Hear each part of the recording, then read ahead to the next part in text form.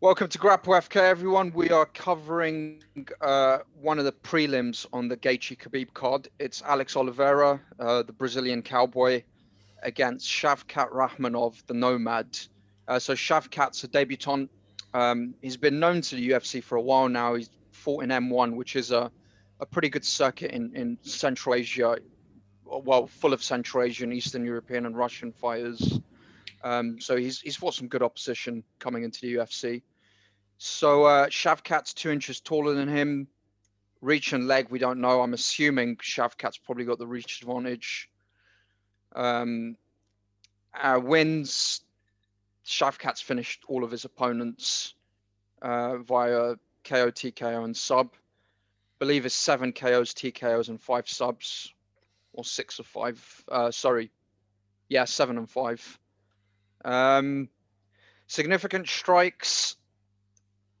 No information here, but Shavkat does seem to throw a decent amount of volume and looks like he's got good defense.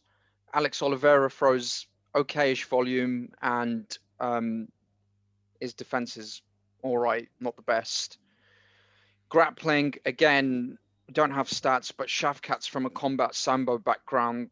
I've seen him take people down in a few fights. I've seen him reverse positions. He can submit people because obviously there's submission, grappling, and sambo. And again, Alex Oliveira is also someone who can take people down. Takedown accuracy isn't the best, but he can take people down. Takedown defense is decent, and his submission average is all right as well. Going for submissions per 15 minutes. But yeah, what are your initial thoughts on this, Andrew? Because obviously Alex is a very experienced fighter in the UFC. You could just see the amount of fights he's had. Yeah, I think this is a really good matchup with a really good debutant fighter. And I think he's probably on a similar level to Alex Oliveira. I think this is a good matching of standards. Because, as you said, Alex Oliveira is a veteran, he is experienced, but he hasn't got the best record. He doesn't have the best names on his CV. I think he's kind of at that level where he beats most, if not all, of the unranked fighters he's faced. He's a gatekeeper, as we say. Yes, I think that's a good way of putting it. He's a gatekeeper to the top 15. When he fights guys like Cerrone, Mike Perry, Nicholas Dalby, Gunnar Nelson, that's slightly higher level, he falls short. But everyone else he beats. So let's just talk about Shavkat Rakhmonov for a second. As you said, he's M1 champion. That's a really good Borat circuit. It's one of the better Borat circuits. It is. It's a big one. Like they do. Yeah, no, there's serious fighters in that. All jokes aside, there are some serious fighters in that circuit. Yeah, and it's a big organization. No, we don't really know about it in the West, but they do big fights with big audiences and big arenas. And he's fought a lot of guys. A lot of guys he's fought. I've got records like 12-3, 11-0, 12-2, that kind of level. Yeah, which is really good. You can see that here. Yeah. 28-6, 11-3, 10-4, 7-1. When he fought them, 3-2, 13-7, 12-3. Yeah, as in he's not been fighting tomato cans, put it that way. Yeah, definitely not. And he's got a variety of wins, which is really great to see. He's got the knockouts, he's got the submissions, including triangles, guillotine chokes. He's got wins from ground and pound, which tells me he's a very versatile fighter, and he's got multiple ways to win, which is very valuable. Yeah. His striking, he's got freakish power. Like he'll hit you and he can knock you out. Yeah, because he's quite slim as well. Yeah, you never guess looking at him that he's so powerful. 6'1", which is pretty tall. He's quite slim, but he can put people to sleep, definitely. Absolutely, yeah. There isn't much footage of him on YouTube. I found maybe 3 fights. The first fight I saw, he was very cautious, and he was only counterpunching. He wasn't jabbing, he wasn't moving forward, he wasn't throwing any volume. He was literally just standing and counterpunching. And he's got really good counterpunching, good, check hooks, good uppercuts up the middle. So I thought, okay, well, he's a slower fighter, which is why he's counterpunching. But obviously, if you've got that kind of power, okay, why not? You can counterpunch. Yeah. But then I saw his other fights where his more recent fights where he's very aggressive. Yeah, he is He's pretty aggressive. closing the distance, landing combinations, knocking people out. As you said before, he's taking people to the ground. In other fights, he's been taken to the ground, but then he kind of reverses it and dominates. To me, he just looks good everywhere, and someone Yeah. who's good everywhere with solid fundamentals everywhere, plus that power, I think is a force to be reckoned with. And he's young, so he's got time. Yes, He's and got a good 8 to 10 years to work on this. yeah, and at this point he's 26, so in between fights he'll be improving. At that age, Yeah. you're constantly learning, constantly improving. So, is there anything I missed about that? Am I being a bit too favourable here, or? No, I agree with you. His last fight was quite a long time ago. He had a number of cancelled bouts, and these guys are guys in the UFC now. So he's been on the UFC radar for a while. Let's just quickly check when Alex Oliveira's last fight was. That was recently, July. Yeah, so very recent. So he's been pretty active in 2020. The question is obviously he's a very good debutant, a lot higher in quality than some of the recent debutants we've seen. We've seen some very poor debutants, particularly this year, like really outmatched debutants. One quickly off the top of my head was that Indian bloke from Canada who went up Oh my against Tom God. Breeze, who had a complete tomato can record and Yeah. ended up getting knocked out with a jab. So we've seen some really bad debutants, but this guy looks serious. He can take a punch. He's number one out of 192 active Central Asian pro welterweights. It may shock some people particularly in America, because the American news media seem to think Kazakhstan's in Eastern Europe for some reason. Kazakhstan's in Central Asia. But yeah, It's I all mean, the same, that's Waleed. It's all the fucking same. what Eastern Europe and Central Asia is the same. It's all the same. Yeah, It's all east of the UK.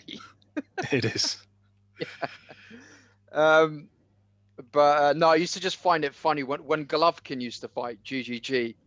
When people used to commentate on his fights, to be say, "Oh, Golovkin, he's a typical Eastern European fighter or they'd used to say he's from Eastern Europe," and I'd think, "Wow, Kazakhstan." They haven't done their research. Yeah. Yeah, exactly.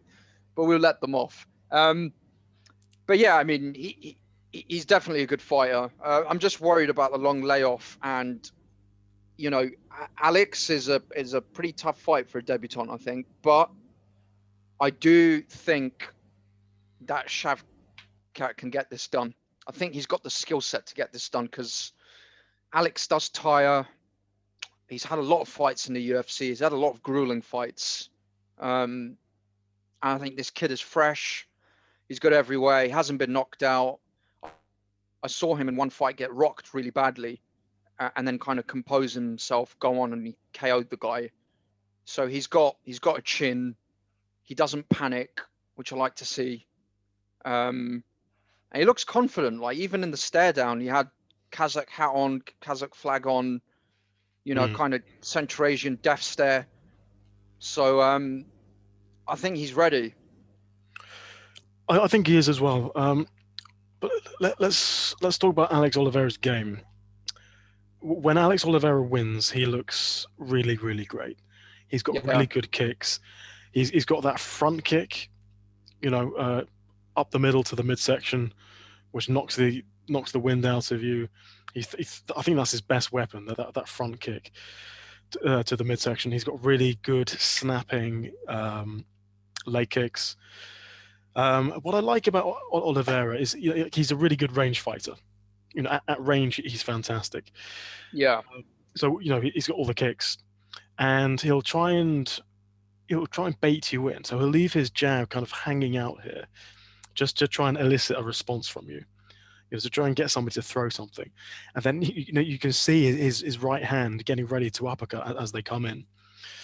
I don't know how many times he's actually landed that, but I like that he's thinking about that. He's trying to bait them in. That's some intelligent, striking there. So when he fights at range, I think he looks fantastic. Like he looks like, you know, contender material for the championship. But then that's against people who they're kind of standing within his range. These are the unranked fighters who they don't have the most sophisticated, you know, striking games. Yeah. And when he fights someone who's, you know, a bit more aggressive, he closes the gap, he tends to struggle. For example, like Mike Perry, Nicholas Dalby, they were very aggressive coming forward, closing that gap, and it just kind of shut down his game. So he struggles with aggressive strikers, I think. That's a good point. And I think Shavkat, Shavkat, yeah. I mean, the actual way you pronounce that is quite difficult. So yeah, just stick to Shavkat. Shavkat. Yeah. I think he's going to be pretty aggressive in his recent fights that I've seen. He comes forward, he pushes the pace, he's hitting you hard. So yeah, I agree with you. I think Shavkat can get this done. I think he's faced enough decent competition not to be phased. He's an M1 champion. I don't think he's going to be, you know, starstruck. I don't think he's going to have the octagon jitters. I think he's going to understand distance. I don't think he's going to just stand there and let Oliveira pick at him from range. And I can see Khamzat finishing him in a variety of ways. Shavkat, not Khamzat. Sorry. They're all the same, I know, all but the still. same. All the same. They both end in at. Yeah. But what my question for you is, and I know this is difficult to say because we haven't seen that much footage of Shavkat. Yeah. How do you think their ground games compare?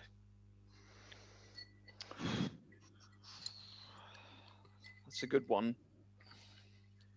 That's an interesting question because Alex Oliveira does seem to have decent grappling.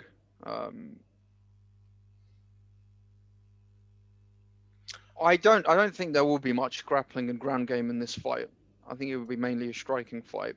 But how they compare, I'm really not sure. I'll give you my opinion. I think Oliveira has decent grappling. Yeah. Not, you know, elite level. So he fought Gunnar Nelson, who I would say mostly Gunnar Nelson got the better of him, but he was very competitive. And at one point, Oliveira had some top control on Gunnar Nelson. Gunnar Nelson is a high level grappler. Yeah. And against some He's a other wrestler, fighters, right? Gunnar Nelson. I believe so. Yeah. Yeah. Submission victories. He's got a lot of submissions on his record. He got the better of the grappling game against Nicholas Dalby. Then again, he got manhandled by Max Griffin, who is a decent wrestler. So I think it's decent, but it's not, you know, amazing. Didn't he beat Max Griffin? I think he did. Yeah, he did. Yeah. But he still got manhandled on the ground. Yeah, so Max Griffin took him down twice. Another thing about Oliveira is his fights are very low output. 45 strikes, 40 strikes. You know, that's again, another thing. Yeah. Yeah. If it goes to decision, he could lose. Yeah, so strikes landed 2.89, strikes absorbed 2.16. That's pretty low output. That's a problem. If you're, we've talked about this before with like Martinez. If your kicking game is primarily, if your game is primarily kicking focused, you can only throw one kick at a time. Exactly. You're not scoring these points. And of course, you know, Oliveira, if he's trying to bait people in and catch them with the counter punch, you know, you're not landing these shots that can help win you a decision. We don't have the data for Shavkat's striking output, but I think it's higher. Yeah, no, I would say so. It looks higher. Yeah. It looks higher, and also he's taller, and I'm guessing he has a longer reach. So I think he could give. Actually, a massive point to mention. Alex Oliveira is taking this fight on short notice, apparently. Okay. Yeah. So how short notice? I read it somewhere. Do you want to quickly Google it if you don't mind? Yep, sure. And also, he's traveling a lot further, I believe. Is he Yep. based in Brazil or America? Whereas Shavkat's probably, what, a 3-hour flight, maybe? 3.5-hour flight? Yeah, I don't know where Oliveira's based. I'd imagine Brazil. I can check now. Yeah, from Brazil, yeah. So I think, added to the weight cut and so on, and his last weigh-in, he missed weight, 173 pounds. Okay. So that could all factor into. I mean, the news articles I'm seeing about Oliveira stepping in are from yesterday.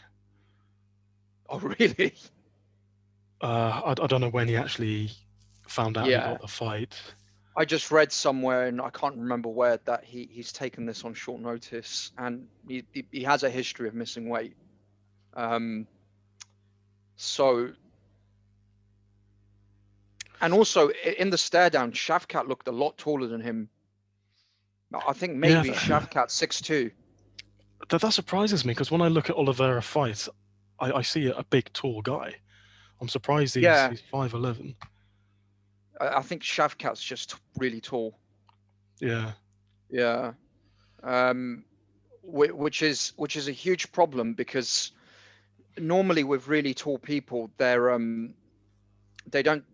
they tend to lose the power, but he seems to be one of those really, he's not really tall for welterweight. He's pretty tall, but he still has that power. So that could be a very devastating combination for going up against Alex. I don't know where he gets that power from, because he's a skinny guy. It's kind of the same with Khamzat, like Khamzat against Meerschaert. I mean, Khamzat's a similar height to Shavkat. Khamzat's not the biggest guy in the world. He's slim, in my opinion. He's not a pencil. He's not a pencil. I wouldn't say Shavkat's a pencil as well. He's probably slightly thicker than Shavkat, but he was a lot less. He was a lot smaller than Meerschaert on the night. You could tell. He was a lot smaller than Meerschaert, but Meerschaert's a proper middleweight. Yeah, Khamzat I guess is in between the two, perhaps. Yeah, and it's all tied to technique, right? I mean, Adesanya's not the biggest guy in the world, but his technique is perfect. He puts people away. Yeah. So, yeah. But some guys just have this power, like they just land, and it's even at really awkward angles. Yeah. It just puts you to sleep. There's just something about these people. Yeah, I just found an article here. I think Alex Oliveira found out 2 weeks ago. Yeah, that's pretty late, I'd say. It is, yeah. I mean, it's not enough time to train for this opponent, but then no time either.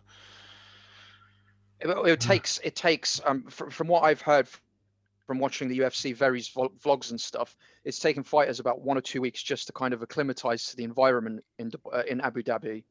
So take 1 week out of that completely, just for COVID checks and getting your UFC gear and landing in the hotel and all of that crap.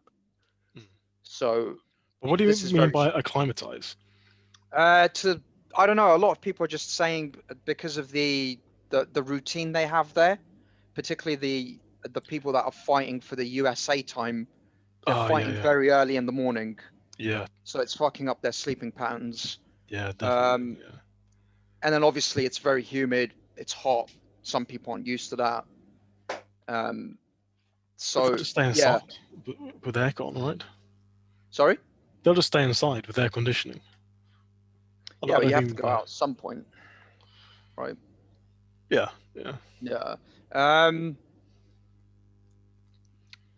But yeah, 2 weeks is pretty late notice to. It is, yeah. Out to Abu Dhabi. So let's get on to predictions. I mean, this is a very interesting fight. I think, given everything that we know, I'm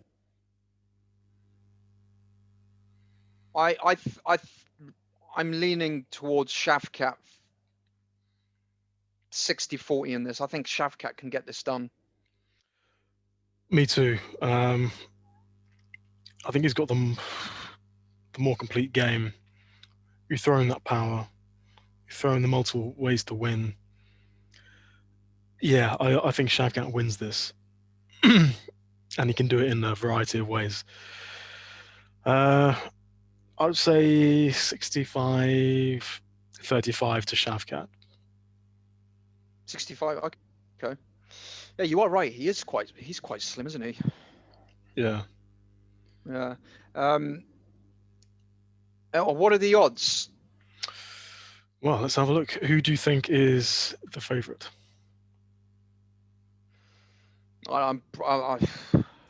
Probably Alex, given his experience.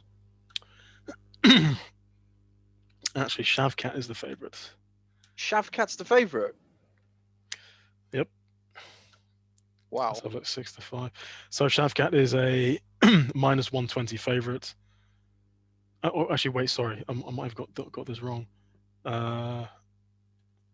That's quite unusual for a. Sorry, Cowboy Oliveira is a minus 110 favorite. Okay. All right. And Shavkat is a. Oh wait, fucking hell! Wait. No, yeah, sorry. Shavkat's the favorite at minus 120, and Cowboy Oliveira is 110. So it's basically even money. Yeah. Yeah. But Shavkat is a marginal favorite. Yeah. Which I think makes sense. I mean, these bookmakers, I think, yeah, they know what they're doing these days, I think. Well, what tends to happen is the odds open sometimes. What's it called?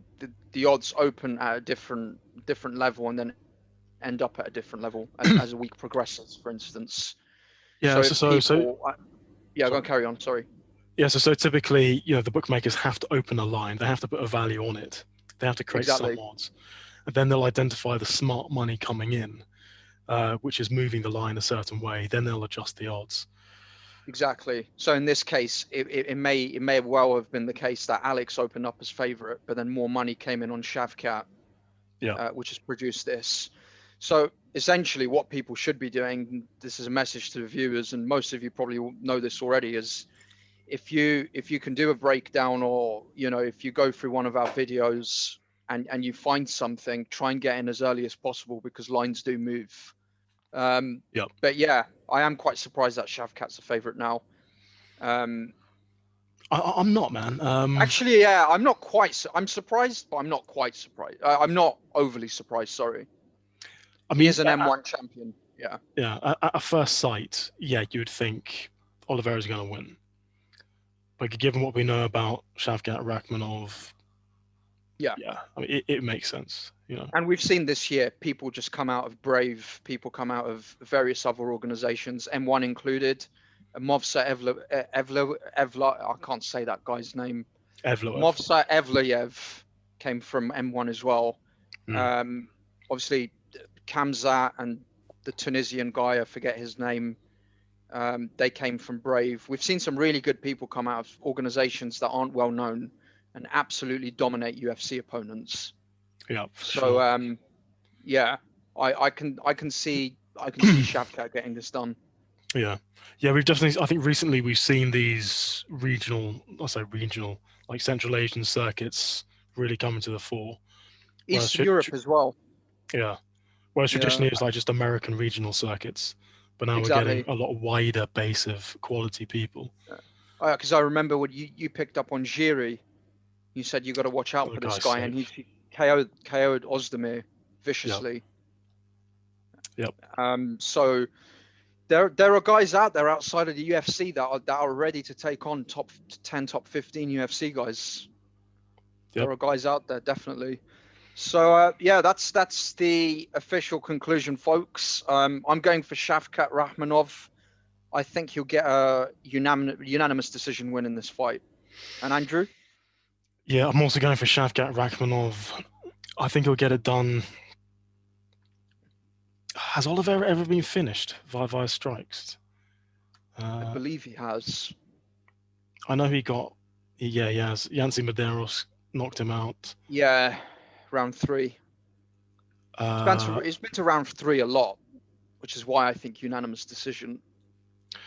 Yeah, Gunnar Nelson officially submitted him, but he just I don't know if you saw that fight against Gunnar Nelson. He elbowed him from mount, and Oliveira's head just basically exploded into just a massive waterfall of blood. I can't remember it. I probably did see it, but I can't remember it now. It's spectacular. I mean, honestly, and actually, Oliveira, I think he actually tapped to the strikes rather than strikes. Yeah, that's very rare. Yeah, but it's understandable when you see it. Yeah. But basically, Oliveira doesn't really get finished. Yeah. So, yeah, I'm going to say he can take a punch. He went 3 rounds with Mike Perry. You can take a punch. Yeah, that's true. Yeah, I'm going to say decision as well. Okay, there you go. The fights are tomorrow. I think they're starting at. Wait, sorry to interrupt, Waleed. What about this for the Come? Oh yeah, good point. Completely forgot about the Come. I'll put this in the. Definitely going in the risky Come for me. Yep, same here. Yeah, definitely going the risky Come. For sure. Do you know what time the fights start in the UK? I think somebody told me today it was 7 o'clock. 7 o'clock. Oh, that may be in the main event. Pod. Main event. So for American viewers, it's probably starting somewhere around midday tomorrow for you guys. The main card, and Khabib will probably be out around 3 p.m. for the Americans. Something like that. Well, it depends because America's a huge country. It is. So yeah, I'm just looking at the Come. For the safe Come, I don't think we've got too many options, but for the risky Come, we've got Shavkat. We've got, I think, Joel Alvarez. Yeah, Alvarez. I need to look into that a little bit more. We've got Magomed Ankalaev. Yep, Ankalaev, definitely. The odds on him are pretty short, however. Yeah, we could have done with Umar and Islam in this card. We could, yeah. Yeah. Those could go in the safe Come. Yeah, I think Islam would have def 100% gone in the safe Come. Yeah. Then we've got Volkov, I think, against Walt Harris. I think that's good for the risky Come. Yeah, risky Come, definitely. Then, of course, Khabib. I mean, I think Khabib... risky Come or safe Come? I was thinking safe Come, and then I just started watching some of Justin's fights, and now I'm just not sure. Now I'm thinking, I was thinking safe Come. Now I'm thinking risky and hedge it with a Justin KO bet. Particularly given the weigh-in, Khabib looked very, very gaunt during the weigh-in. I mean, he never has good weigh-ins, but I remember you saying that when he fought Dustin Poirier. Yeah, he never has good weigh-ins. It's because he's actually quite a big dude. He walks around at 84, 85 kilos apparently. He's a thick dude. Yeah. Yeah. I'm not worried about the weight cut. Yeah, as you said, he's got a lot of weight to lose. He's done this many, many times before. That's a good point. Yeah. It's never affected him before. He's always an animal. Yeah. He is getting to the wrong side of 30 though. The older you get, the harder it gets. That is true. He has been out for about a year. But yeah, I still expect him to beat Justin, but I think that's another risky Come fight. Yeah. Yeah. So I think I might have 2 risky Comes. Yeah. Because there's quite a few we've got here, and you don't want to put them all together because something's going to go wrong. Yeah. Yeah, I think Khabib of risky Come, hedge it with a Justin finish via strikes. Yeah. And then that probably makes sense. I think Alvarez, I'll do a bit more research into it, but I think Alvarez can be put in the safe Come. I really like him in that fight. Let me look at Yakalaev's record. Yeah, go for it. Yakalaev. I mean, we need to do a bit more research on that. Yakovlev, sorry, Yakovlev.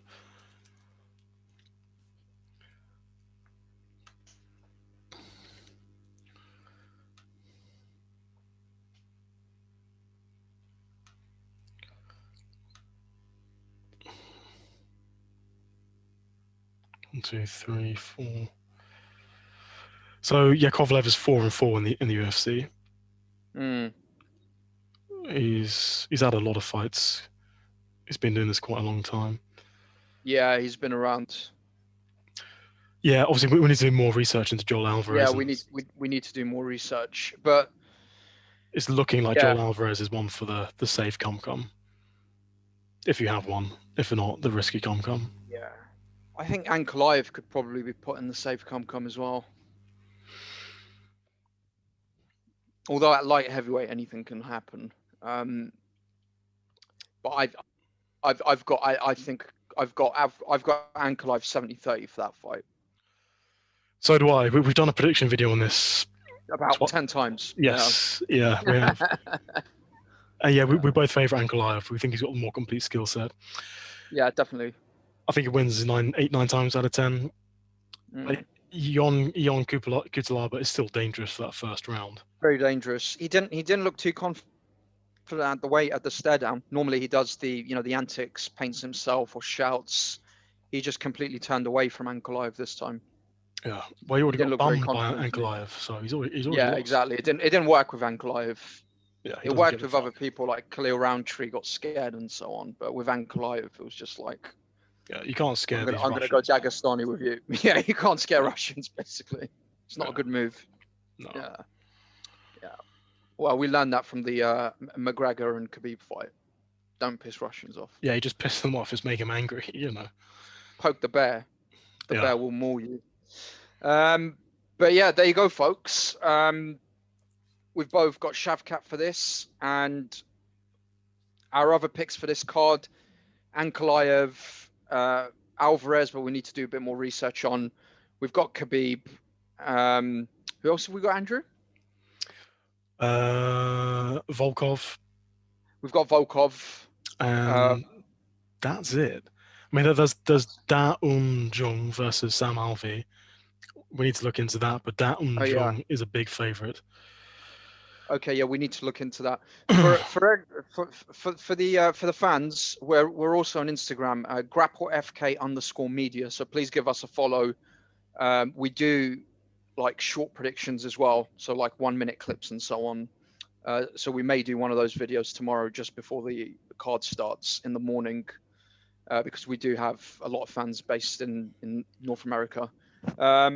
So yeah, we do. The Americans love us. We've made it, Waleed. We fucking made it. We've made it. We're going to quit our job soon, guys. Just focus on this. But yeah, that's it. Thanks for watching, and yeah, definitely got to tune in for tomorrow. It's going to be a big one. Yeah, it's going to be a big one. All right, take care. All right, bye.